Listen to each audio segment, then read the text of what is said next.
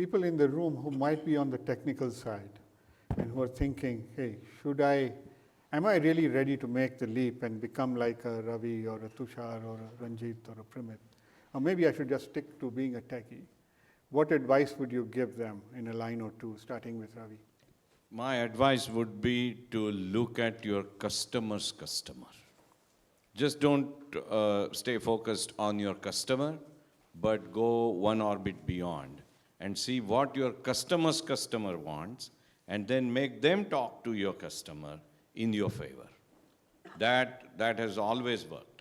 And number two, you must know why you are doing it. So keep your connection with the spirituality at the highest level, as high as you possibly can. And then it works. It slowly starts working. I think the one thing I talk about here is that I actually never thought I'd be an entrepreneur. Just like all of us, come to US, had a stint at Microsoft for about 6 years, so I just started to settle down, to some extent financially as well.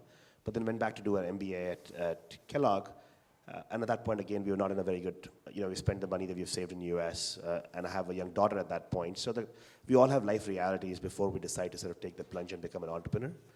But what I realized was that fear often is actually much larger than the actual risk itself, and we make a lot of our decisions based on fear versus risk. So if I think of myself and say, okay, why should I become an entrepreneur? I had to evaluate what is it that I'll lose? So I would lose a job in McKinsey. I might be 2 years behind on my career in that way. But then the opportunity cost of what I could gain was much higher. So I think my thought process in this, as you're sort of thinking about a jump and next thing, is often things that we're worrying about are just stopping us. I think it's important to sort of write them out, figure out what those things are. So in our case, I had a conversation with my wife and said, this is the 2 years, this is how we're gonna live, is that okay? We rented a basement to become an Airbnb. And I felt like you always have to take the risk, but the risk is not as bad as it is. So quantifying that, understanding what it is, I think just gives the clarity of purpose to kind of go further. So that was how it happened in our case.